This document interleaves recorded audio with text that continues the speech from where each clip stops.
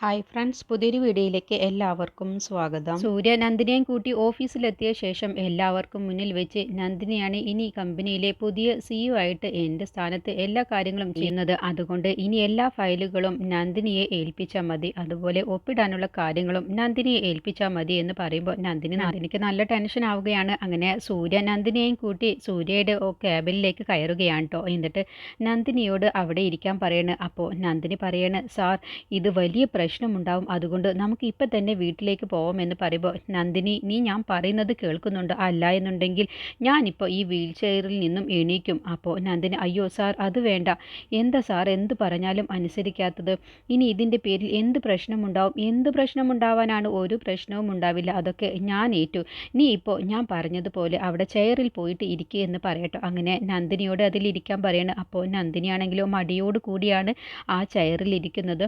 എന്നിട്ട് സൂര്യ പറയണേ, നന്ദിനി നീ ഇപ്പോൾ എൻ്റെ മുഖത്തേക്ക് നോക്കിയേ, ഞാനൊന്ന് നിൻ്റെ ഫോട്ടോ എടുക്കട്ടെ. അതൊന്നും വേണ്ട സാർ, എനിക്കിപ്പോൾ വല്ലാത്ത ടെൻഷൻ ആവുകയാണ്. നിനക്ക് ടെൻഷനോ? ഞാൻ കരുതി നീ ഇപ്പോൾ പഴയതുപോലെയല്ല, നിനക്കിപ്പോൾ നല്ല ധൈര്യം വന്നിട്ടുണ്ടാവുമെന്നാ.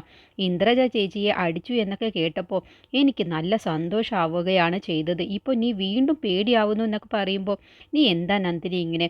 ഞാൻ പറയുന്നത് കേൾക്ക്, നിൻ്റെ ഫോട്ടോ ഒന്നും എടുക്കട്ടെ. അതൊന്നും വേണ്ട, എൻ്റെ ഫോട്ടോ ഒന്നും എടുക്കണ്ട, നിന്നോടാണ് ഞാൻ പറഞ്ഞത്. നീ അവിടെ നിവർന്നിരിക്കുന്നുണ്ടോ?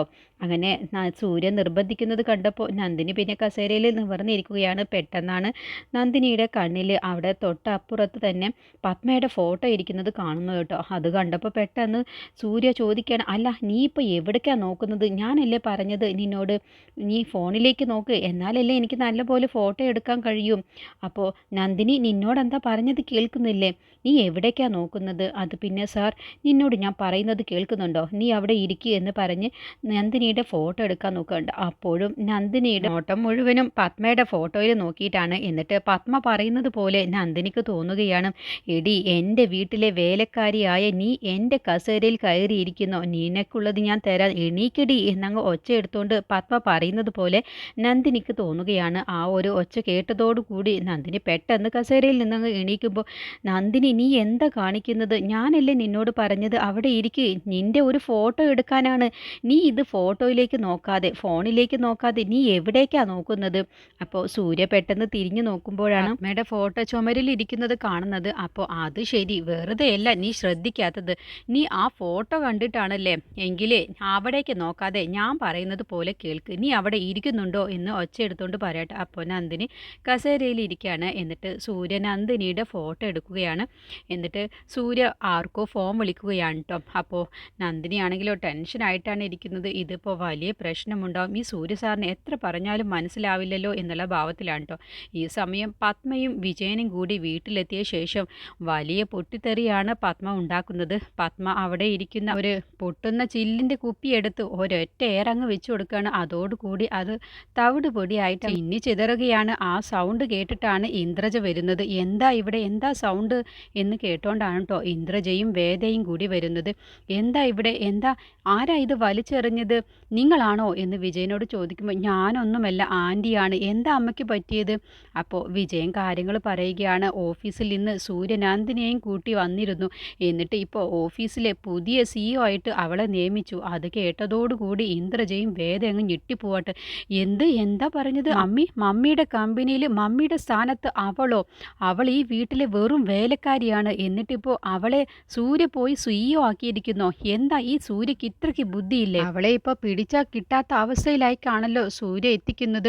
ഇതെല്ലാം തന്നെ സൂര്യയെ കൊണ്ട് അവൾ ചെയ്യിപ്പിക്കുന്നതായിരിക്കും എന്നൊക്കെ പറയുകയാണ് വേദയും ഇന്ദ്രജയും. അപ്പോഴൊന്നും പത്മ ഒന്നും മിണ്ടാതെ ദേഷ്യം പിടിച്ചിട്ടാണ് കേട്ടോ ഇരിക്കുന്നത്. ഈ സമയം ഓഫീസിലെത്തിയ നന്ദിനി ആ കസേരയിൽ ഇരുന്ന് ടെൻഷനായിട്ടിങ്ങനെ ഇരിക്കുന്ന സമയത്ത് സൂര്യ ഫോണിൽ വിളിച്ച എല്ലാ സ്റ്റാഫുകളും കൂടി അവിടേക്ക് വരിക കേട്ടോ. അതും നന്ദിനിക്കുള്ള സമ്മാനവും ബൊക്കെയൊക്കെ ആയിട്ടാണ് വരുന്നത്. എന്നിട്ട് സ്റ്റാഫുകൾ എല്ലാവരും നന്ദിനിയോട് കൺഗ്രാറ്റ്സ് പറഞ്ഞ ശേഷം ഗിഫ്റ്റുകളും ബൊക്കെയൊക്കെ കൊടുക്കുകയാണ്. നന്ദിനി CEO ആയതിൻ്റെ സന്തോഷത്തിൽ അങ്ങനെ സ്റ്റാഫുകൾ എല്ലാവരും സന്തോഷത്തോടു കൂടിയാണ് നന്ദിനിയോട് സംസാരിച്ച് സൂര്യ ഓരോ സ്റ്റാഫുകളെയും പരിചയപ്പെടുത്തി കൊടുക്കുകയാണ്.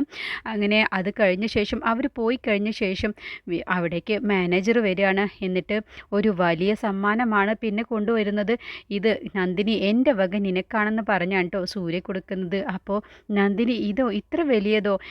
ഇതെന്താണ്? അത് നീ ഇപ്പം തന്നെ തുറന്നു തുറന്നു നോക്ക് എന്ന് പറയണ. അങ്ങനെ നന്ദിനി അത് തുറന്നു നോക്കുമ്പോൾ നന്ദിനി ആരാധിക്കുന്ന താനൂരമ്മയുടെ ഫോട്ടോ ആണ്, അതും വലിയ ഫ്രെയിം ആക്കിയിട്ടാണ് കൊണ്ടുവന്നിട്ടുള്ളത്. അത് കണ്ടപ്പോൾ സൂര്യ ചോദിക്കുകയാണ്, നന്ദിനി നിനക്ക് സന്തോഷമായില്ലേ? അപ്പോൾ നന്ദിനി എനിക്ക് ഒരുപാട് സന്തോഷമായി.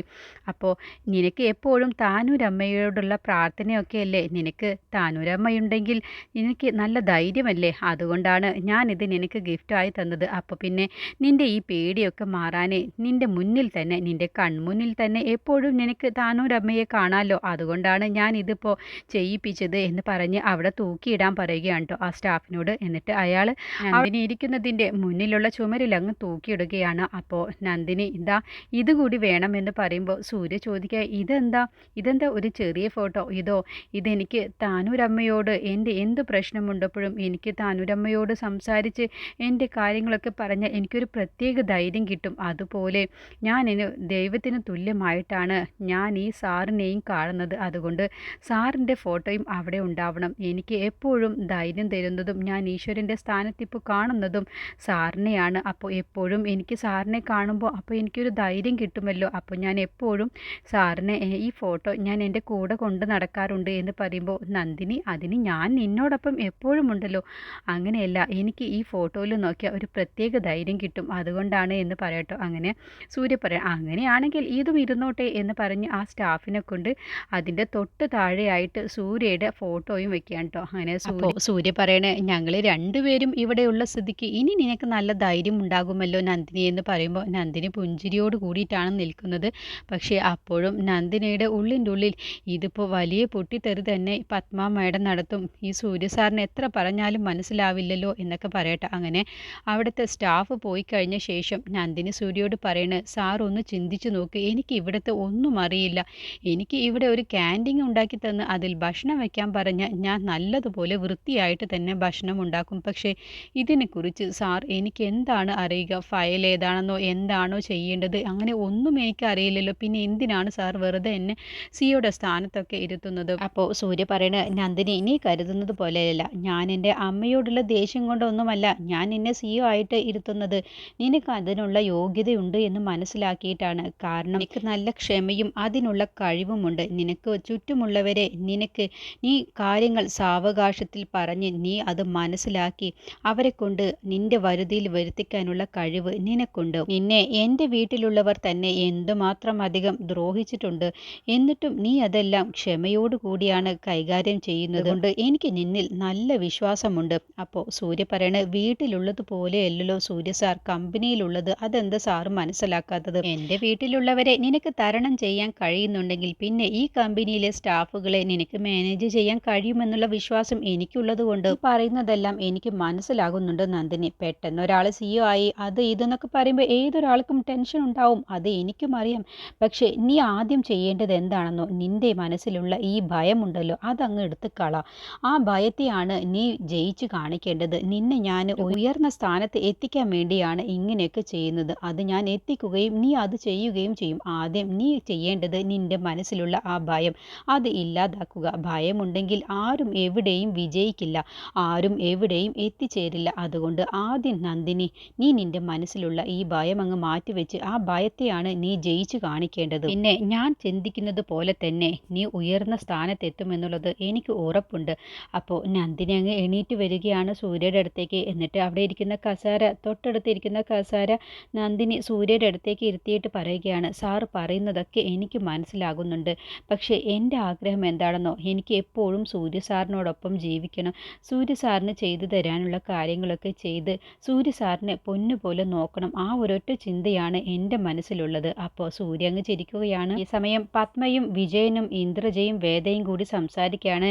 ഇതിപ്പോൾ ഇങ്ങനെ വിട്ടാൽ ശരിയാവില്ലല്ലോ അമ്മേ, നമ്മുടെ വീട്ടിലെ വെറും വേലക്കാരിയായ അവള് നമ്മുടെ കമ്പനിയിലെ സിഇഒ, എനിക്കത് ചിന്തിക്കാൻ പോലും കഴിയുന്നില്ല. ഇതിനിപ്പോൾ എന്താ ചെയ്യുക എന്ന് പറഞ്ഞിരിക്കുമ്പോഴാണ് അവിടേക്ക് യതീന്ദ്രൻ വരുന്നത്. യതീന്ദ്രൻ കാറിൽ വന്ന് ഇറങ്ങിയ ഉടനെ തന്നെ രാജുവേട്ടൻ അങ്ങ് ചെല്ലുകയാണ്. എന്താ രാജു, നിനക്ക് സുഖമല്ലേ എന്നൊക്കെ ചോദിക്കുമ്പോൾ, ആ കുഴപ്പമില്ല സാർ ഇവിടെ ഇല്ലാത്തത് കൊണ്ട് വീട് ഉറങ്ങിപ്പോയതുപോലെയാണ്. എന്നിട്ട് രാജുവിനോട് ലഗേജൊക്കെ എടുത്ത് അകത്ത് വെക്കാൻ പറയണേ. അപ്പോഴത്തേക്കും വിജയയോടും ഇന്ദ്രജയോടും വേദയോടും പറയണേ, ഒരുപാട് ദിവസത്തിന് ശേഷം അങ്കിള് തിരിച്ചെത്തി. അപ്പോഴത്തേക്കും യതീന്ദ്രൻ അവിടേക്ക് ചെല്ലുകയാണ്. അപ്പോൾ എല്ലാവരും കടുന്നൽ കുത്തിയ പോലെയാണ് ഇരിക്കുന്നത്. എന്താ എല്ലാവരും ഇങ്ങനെ ദേഷ്യത്തിലിരിക്കുന്നത്? സംസാരിക്കുന്നത്? എന്താ പ്രശ്നം? സൂര്യ എവിടെ? സൂര്യക്ക് ഇപ്പോൾ എങ്ങനെയുണ്ട്? സൂര്യ റൂമിലാണോ? അപ്പോൾ പത്മ പറയും, എന്താ നിങ്ങൾ ഒന്നും അറിയാത്തതുപോലെ അഭിനയിച്ച് സംസാരിക്കുന്നത്? അപ്പോൾ യതീന്ദ്രൻ ചോദിക്കുക, എന്താ എന്താ ഞാനൊന്നും അറിഞ്ഞിട്ടില്ല. ഞാൻ എയർപോർട്ടിൽ നിന്നും നേരെ വീട്ടിലേക്കാണ് വരുന്നത്. വേറെ എവിടെയും ഞാൻ കയറിയിട്ടില്ല. അപ്പോൾ ഇന്ദ്രജ പറയണേ, കണ്ടില്ലേ മമ്മി, ഡാഡിയുടെ ഒരു അഭിനയം കണ്ടില്ലേ? എന്തൊരു അഭിനയമാണ്.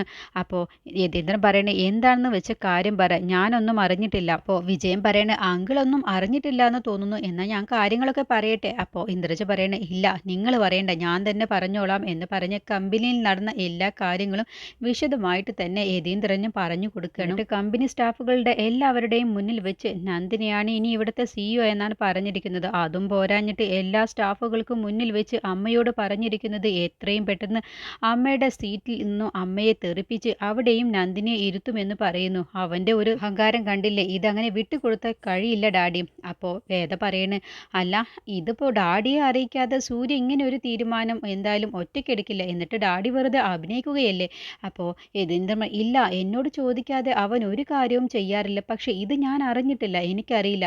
എന്തായാലും ഞാൻ ഇപ്പം തന്നെ കമ്പനിയിലേക്ക് പോവുകയാണെന്നും പറഞ്ഞ് യതീന്ദ്രൻ പുറത്തേക്ക് ഇറങ്ങുകയാണ് കേട്ടോ. എന്നിട്ട് രാജുവിനെ വിളിക്കുകയാണ്. രാജു ഇവിടെ വന്നേ എന്ന് പറഞ്ഞുകൊണ്ടാണ് യതീന്ദ്രൻ രാജുവിനെയും കൂട്ടി പുറത്ത് പോകുന്നത്. അപ്പോൾ വിജയൻ പറയണ, അങ്കിൾ ഇത്രയ്ക്ക് പെട്ടെന്ന് തീരുമാനം എടുക്കുമെന്ന് ഞാൻ കരുതിയില്ല. അപ്പോൾ വേദ പറയണേ, പെട്ടെന്ന് ഡാഡി അവിടെ ചെന്ന് അവളെ കമ്പനിയിൽ നിന്നും എല്ലാ സ്റ്റാഫുകൾക്കും മുന്നിൽ വെച്ച് ആട്ടി ഇറക്കണം, അതാണ് ചെയ്യേണ്ടത്. ഡാഡി എത്രയും പെട്ടെന്ന് അവിടേക്ക് പോകണം എന്ന് പറയും. യതീന്ദ്രൻ, ദാ ഞാൻ ഇറങ്ങിക്കഴിഞ്ഞു എന്ന് പറഞ്ഞുകൊണ്ടാണ് കേട്ടോ യതീന്ദ്രൻ കമ്പനിയിലേക്ക് പോകുന്നത്. രാജുവിനെയും കൂട്ടി കമ്പനിയിലെത്തിയ ശേഷം നേരെ സൂര്യയുടെ അടുത്തേക്കാണ് ചെല്ലുന്നത്. അപ്പോഴത്തേക്കും നന്ദിനി കോൺഫറൻസ് ഹാളിലേക്ക് പോയിട്ടുണ്ടാവും. അങ്ങനെ സൂര്യയെ കണ്ടതോടുകൂടി യതീന്ദ്രൻ അങ്ങോട്ട് ചെല്ലുമ്പോൾ സൂര്യ ഡാഡി എന്ന് വിളിച്ചുകൊണ്ട് എണീക്കാൻ നോക്കുകയാണ് കേട്ടോ. ഏയ് സൂര്യ, നീ എണീക്കല്ലേ, എപ്പോഴാണ് ഡാഡി വന്നത് എന്ന് ചോദിക്കുമ്പോൾ, ഞാൻ കുറച്ച് നേരമായിട്ടുള്ളൂ. ഡാഡി എന്നെ ഈ അവസ്ഥയിൽ ഇട്ടിട്ട് പോയി കളഞ്ഞല്ലോ. ഞാനും നന്ദിനിയും എന്തുമാത്രം അധികം കഷ്ടപ്പെട്ടു. പറഞ്ഞറിയിക്കാൻ വയ്യാത്ത ദ്രോഹങ്ങളാണ് ഞങ്ങളോട് അവർ ചെയ്തത് എന്ന് പറയുമ്പോൾ, എല്ലാ കാര്യങ്ങളും എന്നോട് രാജു പറഞ്ഞു സൂര്യ. എനിക്കറിയാം നിന്നെയും നന്ദിനിയെയും കഷ്ടപ്പെടുത്തിയതും അവരെല്ലാവരും എന്തൊക്കെയാണ് ചെയ്തു കൂട്ടിയത് എന്നൊക്കെ എന്നോട് വിശദമായിട്ട് തന്നെ രാജു എന്നോട് എല്ലാ കാര്യങ്ങളും പറഞ്ഞു. ഇതിനെക്കുറിച്ചുള്ള ബാക്കി റിവ്യൂ അടുത്ത വീഡിയോയിൽ പറയാം.